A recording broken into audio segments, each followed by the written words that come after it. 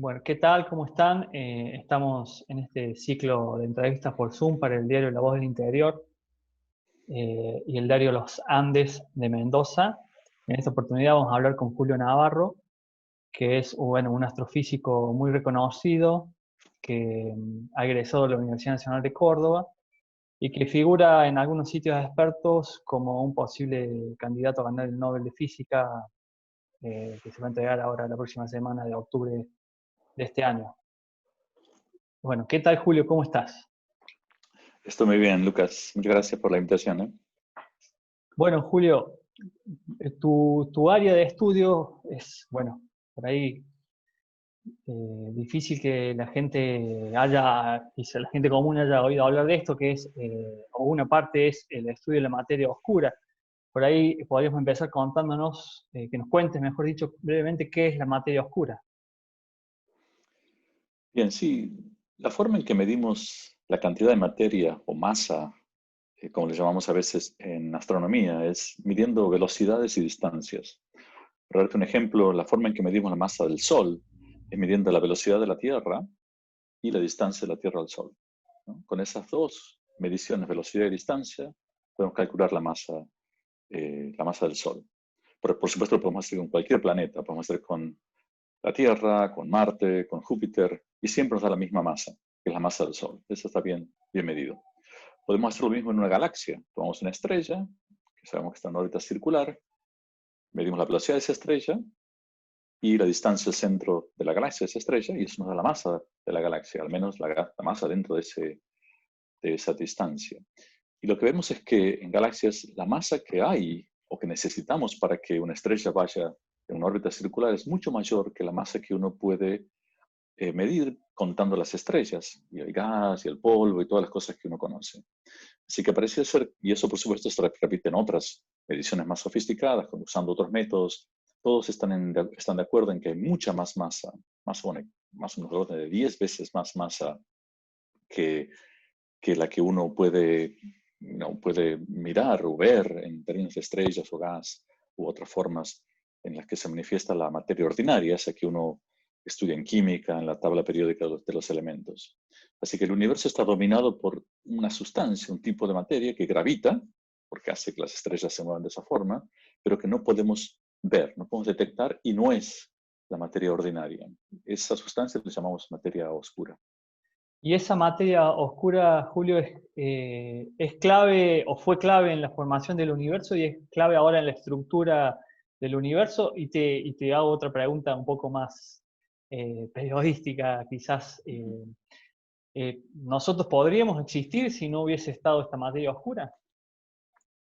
Bueno, lo que sabemos ahora, también basado en observaciones durante muchos años, no son cosas mías, por supuesto, no es te cuento el estado de la ciencia en estas cosas.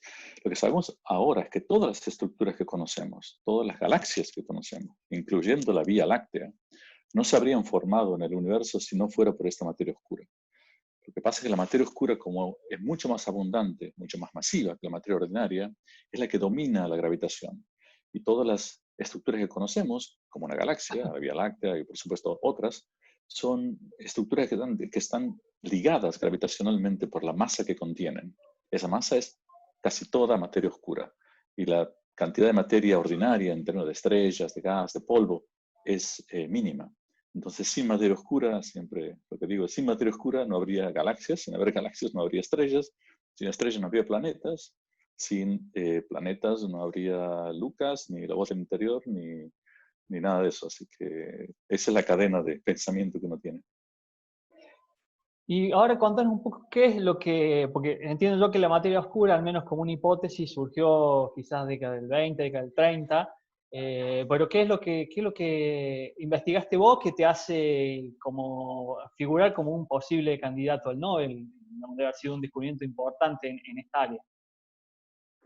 Sí, la materia oscura se sospechaba, como dices bien, desde los años 30 y empezó a tomarse más seriamente en los años 70, por allí. Y con mediciones, por supuesto, cada vez más sofisticadas del movimiento, de nuevo, de gas y de estrellas alrededor de galaxias y de galaxias entre sí. En ese momento también se empezó a ver que si esa materia fuera tan abundante, debería dominar, como digo, la formación de estructuras en el universo. Entonces se empezó a tomar en serio su rol en la cosmología, que llamamos la evolución de todo el universo, con toda la formación de todas las estructuras, ¿no? Pero quedaban bastante preguntas sin responder. Por ejemplo, una vez que esa materia se aglomera en estas unidades que llamamos, ¿no? Que forman galaxias, ¿cómo es? ¿Qué hace? ¿Cómo se distribuye? ¿Se comprime? ¿Es más extendida? Etcétera.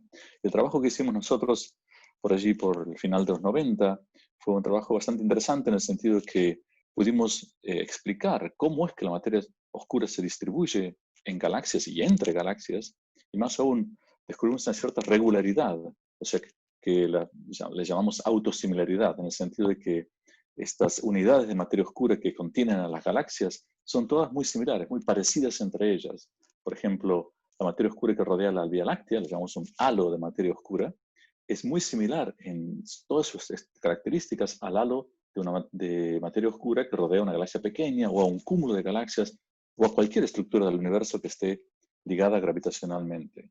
Entonces, eso simplifica mucho los cálculos, simplifica las predicciones que uno puede medir con las observaciones, y desde que propusimos eso, como te digo, a fines de los años 90 hasta ahora, se han, por supuesto, perfeccionado las computadoras, las predicciones y las observaciones, y todas más o menos coinciden en que esta descripción es bastante acertada. Julio, y si la materia oscura, bueno, llevo ese nombre justamente porque no es observable desde ninguna de las, digamos, del espectro electromagnético, ¿no? ¿Cómo es que hacen los astrónomos, los astrofísicos para estudiarla? ¿Y cómo haces vos puntualmente? Que entiendo que lo que haces son más que nada simulaciones, una astrofísica de simulación, no sé si haces observación. Bueno, la forma en que la observamos es, como te decía, observamos sus efectos gravitacionales, ¿no? No observamos directamente la materia, observamos qué es lo que hace a, tanto a las estrellas cuando orbitan una galaxia, o a galaxias cuando orbitan una alrededor de la otra, o también lo que hace a la luz a medida que se propaga por el universo. Por ejemplo, hay un efecto que es bastante bien conocido y bien medido, que es el hecho de lo que llamamos lentes gravitacionales. Cuando la luz de una galaxia lejana va hacia nosotros, va a una línea recta más o menos, si se atraviesa un sistema muy masivo, esa luz tiene que doblarse porque la gravitación hace que la luz se deflexione. Y eso lo podemos medir, porque eso afecta la forma de la imagen y la luminosidad de la imagen de esa galaxia lejana, la que está detrás. Ese efecto de lente gravitacional nos permite medir cuánta masa tienen estas galaxias. Y allí también coincidimos en que esas galaxias tienen que estar dominadas de nuevo por una materia que no es la estelar, ¿no? Que llamamos materia oscura. Entonces, esa es la forma que estudiamos observacionalmente estas cosas. Desde el punto de vista numérico, lo que nosotros hacemos, y en particular hacemos modelos en computadoras de cómo evolucionaría el universo si la materia oscura tuviera diferentes propiedades. Entonces podemos jugar con esos parámetros. Podemos decir, la materia oscura tiene estas propiedades, elegimos un candidato y después lo podemos poner en una computadora, evolucionar un universo ficticio en la computadora y ver qué es lo que sale. Si lo que sale se amolda al universo observado, bueno, decimos, este modelo es viable. Si no, decimos, este modelo es inviable, entonces vamos a otro. Y de esa forma vamos acotando las posibilidades e informando a otros modelos que tratan, por ejemplo, o experimentos que tratan de detectar esa materia oscura en laboratorio, por ejemplo. Bien, eso te iba a preguntar. La ciencia está cerca de poder hacer una detección más directa. Recuerdo digamos, todo el acontecimiento que fue la detección de las ondas gravitacionales con otra cordobesa, Gabriela González, que creo que ha sido compañera tuya ahí en la facultad. ¿Estamos cerca de hacer alguna detección más directa o es algo por ahí que está en un plazo más largo? Bueno, la verdad es que no sabemos, ¿no? Hacer predicciones en ciencia es muy difícil. Lo que sí sabemos es que el precio, no, el premio, perdón, no el precio, o sea, es que traduzco de inglés mal aquí, pero el premio de encontrar qué es lo que es muy grande, y por eso es que hay cientos de experimentos en el mundo, ¿no? Experimentos muy, muy sofisticados tratando de encontrar partículas, si lo podemos llamar así, subatómica, que es la materia oscura. Hay mucha gente haciéndolo, muchos científicos, las mejores mentes, digamos, están dedicadas a esto, que es básicamente, yo lo considero uno de los desafíos intelectuales de nuestra generación, como en física en nuestro entendimiento de la naturaleza. Y volviendo a las ondas gravitacionales, por supuesto, Gaby González fue, sí, compañera mía, un poco más, ella más joven que yo, bastante más joven que yo. Yo soy muy joven, ella más joven todavía. Así que, pero sí, una científica argentina muy, muy reconocida y por supuesto una gran amiga. Julio, y bueno, volviendo, te traigo acá a Córdoba, vos estás ahí en la Universidad de Victoria, en Canadá, ¿no es cierto? Después de un largo recorrido por varias universidades del mundo. Uh -huh. Contanos un poco por qué decidiste estudiar astronomía y por qué Córdoba, que bueno, para muchos parece ser voto cantado, ¿no? Estudiar astronomía en Córdoba, pero hay otros lugares para estudiar astronomía en Argentina. Vos contanos un poco por qué decidiste acá, sos de Santiago del Estero y te tuviste que venir acá a Córdoba. Sí, cuando decidí estudiar astronomía, allá a fines de los 70, yo empecé la universidad en el 80, yo hice mi cursillo de ingreso y ingresé a la facultad, en verdad, ingresé a la facultad de ingeniería en el 1980. Eh, Había solo en ese momento dos lugares donde estudiar astronomía, una licenciatura en astronomía en Argentina. Era la Universidad de La Plata y la Universidad de Córdoba. Había otras licenciaturas en física que uno después podía hacer como una especialidad en astronomía, pero como carrera de astrofísica solamente existía en Córdoba y en La Plata. Y por supuesto Córdoba me queda mucho más cerca, siendo de Santiago. En esa época se viajaba en autobús, todavía se viaja en autobús, cuando la pandemia lo permite, pero claramente La Plata es mucho más lejos. Nosotros somos 7 hermanos también, 3 varones y 4 chicas. Los 3 varones nos llevamos un año cada uno y los 3 estudiamos en la Universidad Nacional de Córdoba, sobre todo porque tuvimos mucha suerte de ser amparados por una casa de estudiantes que se llama el Colegio Mayor Universitario de José Manuel Estrada, que está allí en Ituzaingó, muy cerca del campus de la universidad, una entidad sin fines de lucro que básicamente aloja a estudiantes del interior y les da la posibilidad de vivir comunitariamente en una casa de 50 personas, comunitariamente compartiendo muchas cosas, compartiendo baños, compartiendo comidas, pero que da la oportunidad de vivir con poca plata, para decirlo la verdad, ¿no? Pero compartiendo muchas cosas. Y mis mejores recuerdos de mi época de estudiante se remontan al Colegio Mayor y esos días que estuve allí. El Colegio Mayor todavía existe, todavía Ajá. tiene esa función, así que invito a todos los chicos que nos puedan escuchar y que tengan interés de estudiar en Córdoba y estén faltos de recursos, que consideren eso como una posibilidad. ¿Y por qué decidiste estudiar astronomía, no? Son siete hermanos ahí, imagino que no todos habrán salido lo mismo, no sé si tendrás Mm. tradición por ahí amateur o profesional de astrónomos en tu familia. Me dijiste que empezaste por ingeniería, contame un poco de eso. Sí.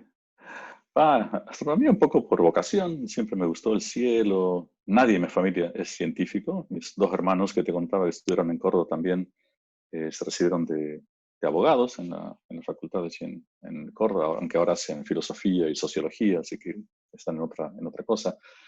Pero mis hermanas también estudiaron en Córdoba, algunas terminaron, otras no. Una de mis hermanas es profesora allí en Córdoba, profesora de historia en la escuela secundaria. Pero la razón por la que estudié astronomía es compleja, en el sentido de que yo quería estudiar astronomía, me pareció muy, muy interesante, sí, me gustaba la matemática, la física, no sabía cuánto sabía, creo que no sabía mucho en esa época, pero me atraía, me apasionaba un poco. Y creo que una de las razones por las que estudié astronomía es porque le dije a mi madre que quería y ella me dijo que no.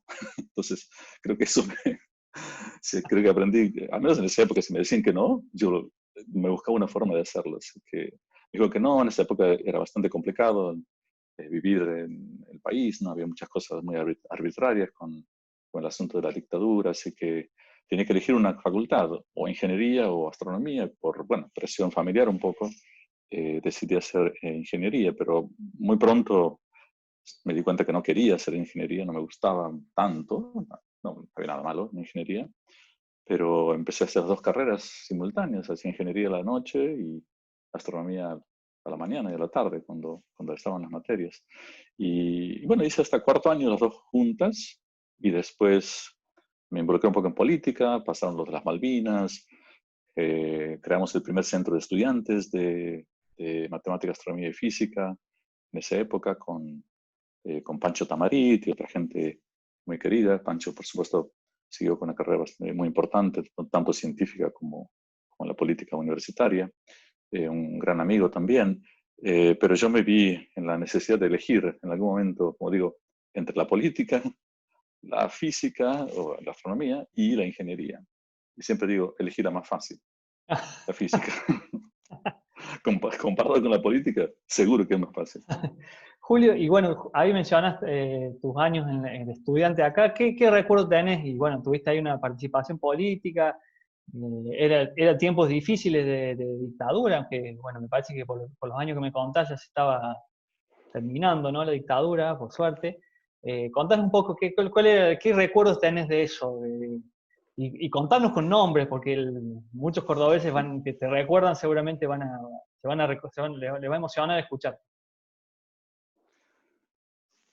Creo que tu programa no es suficientemente largo para que te cuente todos mis recuerdos de esa época, pero no sé, éramos muy inquietos, creo. O sea, queríamos hacer todo, queríamos estudiar, queríamos divertirnos, queríamos pasarla bien también, eh, pero al mismo tiempo queríamos construir cosas, ¿no? Todos los chicos, sobre todo esa generación que estuvo en el IMAF, que es la que yo recuerdo, bueno, Gaby González, que la mencionaste también, también era compañera nuestra en este grupo que organizamos para el centro de estudiantes del IMAF. Ni siquiera era una facultad, no solamente era un instituto, ¿no? Después llegó a ser facultad, pero tengo demasiados recuerdos. ¿Qué te puedo contar? Una cosa, por ejemplo, el centro de estudiantes que organizamos, tenemos un grupo, había varios grupos, estaba la Franja Morada, me acuerdo, cosas así, muy asociadas con políticas fuera de la universidad, ¿no? Con partidos políticos.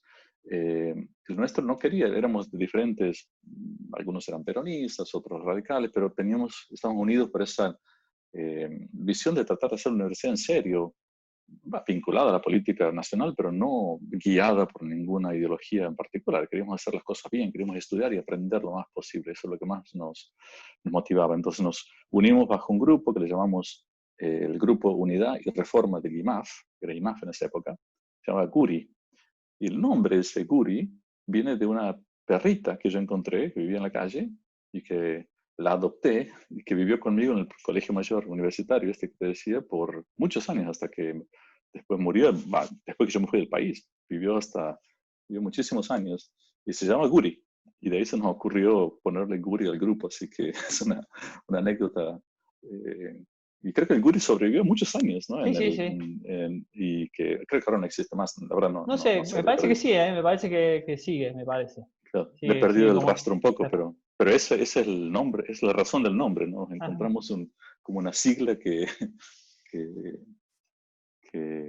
era el nombre de la perrita que me seguía por todas partes.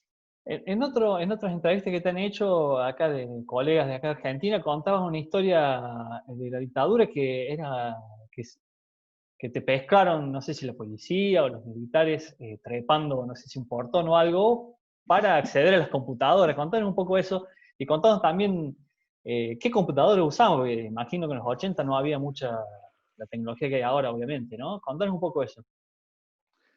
Sí,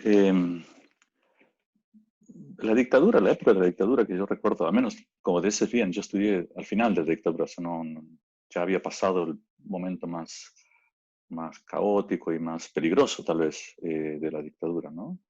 Era un momento muy de mucha quietud, al menos como el silencio de las tumbas, que decimos, nadie podía hablar, había muchos libros que estaban prohibidos, había muchas cosas que no se podían hacer, agrupaciones estudiantiles estaban prohibidas, así que era un momento lleno de arbitrariedades y de cosas, de verdad, bastante difíciles de entender, que no eran, no eran racionales, eran como decisiones como las que uno toma en un cuartel del ejército, más que en una casa de altos estudios. por un préstamo, creo que del BID o una cosa así, llegó un cierto dinero en la forma de una computadora bastante avanzada para ese momento, para el observatorio, ¿no? En esa época se hacían cálculos de órbitas de planetas, de asteroides y cosas así. Pero esa computadora era enormemente más avanzada que la que teníamos en ese momento, una pequeña Olivetti, que la manejaba solamente una persona y a veces algún estudiante, porque era muy, muy preciada. Si esta computadora era, no sé, 100, 1000 veces más poderosa y bastante comparable a la que tenían hasta otros observatorios de avanzada en el mundo, ¿no? Y bueno, queremos usar esta computadora. Yo, Diego García Lambas, que fue un mentor mío allí, un poco más grande que yo, Diego, con José Luis Cercic, que fue mi director de tesis, creo que fui el último estudiante de Cercic antes que se enfermara después de cáncer y muriera, lamentablemente, muy joven. Pero en esa época, bueno, con esa computadora queríamos hacer estas simulaciones que tenían que ver de colisiones de galaxias y cosas así, demoraban mucho tiempo. Entonces, y las computadoras están planeadas para que corran todo el día. ¿Sí? Pero el director de los observatorios en ese momento, por estas decisiones también arbitrarias, decía, no, aquí se trabaja de 8 a 5 de la tarde, o de 9 a 5 de la tarde, y la computadora tiene que apagarse, porque es una cosa muy sofisticada, muy de mucho dinero, así que no, tiene que estar bajo control. Así que cuando nos vamos, se apaga. Y a nosotros nos parecía una locura esto, nos parecía una locura porque perdíamos horas y horas de que podía estar nuestro programa allí corriendo, ¿no es así? Así que me las ingenié, me hice amigo de la hija del sereno del observatorio, ¿me acuerdo? Nombres no van a, no más nombres acerca de esto, pero, y ella me consiguió una llave, un duplicado de la llave para entrar al observatorio de noche. El sereno bueno, daba unas vueltas, se iba a comer en la casa que estaba ahí cerca del observatorio, porque todavía es así, mientras en ese momento no había nadie en el observatorio, la hora de la comida, así que yo sabía que ponerle a las 9 de la noche, no había nadie en el observatorio, así a las 9 entraba, abría, me iba al subsuelo, prendía la computadora, ponía el programa a correr, apagaba las luces, cerraba la puerta y me iba. Pero no tenía llave del candado del portón, así que tenía que saltar el portón, tanto de ida como de vuelta. Y una noche que creo que cuando volvía de una peña folclórica, eso de las 5 de la mañana, por ahí, que digo, no voy a ir antes a las 8, me voy ahora antes de que se haga de día. Fui a apagarla, porque había que apagarla antes de que llegaran las personas, ¿no? Sino decir, alguien prendió esta computadora, así que a las 8 o 7 iba a apagarla. Un día de eso a las 5 de la mañana, o sea, algo así, fui a apagarla, bueno, la apago, todo bien, salto el portón de vuelta y cuando salto el portón y caigo del otro lado, no había visto que había un patrullero que llegaba. Y me vieron, yo con una mochila, qué sé yo, tenía el pelo largo en esa época, no sé, no me vestía como profesor, digamos, así que pensaron que era un ladrón, qué sé yo. Claramente había algo así que no andaba bien. Aparte tenía libros en inglés, me acuerdo, fotocopias, cosas en mi mochila, así que no, bastante sospechosa la cosa así. Bueno, me llevaron a la comisaría, que no era la primera vez, porque en esa época, si andabas de noche, siempre, y así, aunque no hicieras nada, ¿no? Era Claro. sospechoso, te metían en la comisaría 24 horas, por si acaso, ¿no? ¿Sí? Y saliste ahí al día siguiente. Claro, a las 24 horas más o menos nos dejaban salir. No me trataron mal, a decir la verdad. O sea, sobre todo si, creo que ellos, policías sabían, chico. Entonces, si te ofrecías, por ejemplo, no sé, a limpiar el patio, a limpiar los baños, a hacerles mate, a comprar, a veces nos dejaban ir a comprar criollos para ellos, ¿no? Compramos criollos y volvíamos. Y después les llevábamos mate, qué sé yo. Eh, pero bueno, a veces no, a veces pasabas en el calabozo y me pasó de estar en calabozo con, no sé, 50, 60 personas, había peleas, era peligroso desde el punto de vista que, bueno, que uno está en una situación muy violenta. Claro. Aparte tal vez lo que hice, saltar la tapia, puede haber sido sospechoso, ¿no? No quiero ¿Qué decir te que no, no quiero parece? decir claro, no quiero decir que no, pero no sé, había un cierto nivel de arbitrariedad tampoco, Claro. porque no es que tampoco después eh, veían, no sé, lo único que hicieron es llamar a los observatorios, alguien ha robado algo, decían, Sí. dijeron, no, ya está, pero no, te hacían quedar 24 horas igual, así, por si acaso, no sé, había mucha desarbitrariedad, es lo que recuerdo de la época de la dictadura y que, no sé, algunas cosas nos revelábamos, otras cosas no, supongo, como siempre, ¿no? Julio, ¿y qué va a...